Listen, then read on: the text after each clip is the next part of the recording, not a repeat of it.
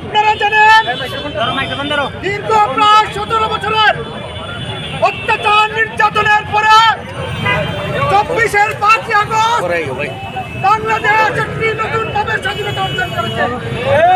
সেই নতুন স্বাধীনতা পরবর্তী সময়ে এই 26-এর 12ই ফেব্রুয়ারি বাংলাদেশের মানুষের ম্যান্ডেট দিয়ে বাংলাদেশের মানুষের সরকার প্রতিষ্ঠিত হয়েছে তারেক রহমানের নেতৃত্বে।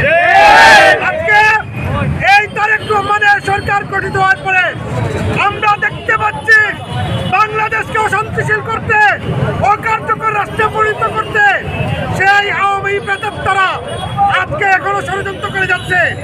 বাংলাদেশ জাতীয়তাবাদী দল, বাংলাদেশ জাতীয়তাবাদী দলের নেতৃবৃন্দের নেতৃত্বে বাংলাদেশ জাতীয়তাবাদী ছাত্র দল রাজপথে সেই সব দূষণদের, সেই সব ষড়যন্ত্রকারীদের মোকাবেলা করতে রাজপথে প্রস্তুত রয়েছে। বন্ধুগণ, আমাদের এই অবস্থান কর্মসূচিতে আমাদের মধ্যে উপস্থিত আছেন বাংলাদেশ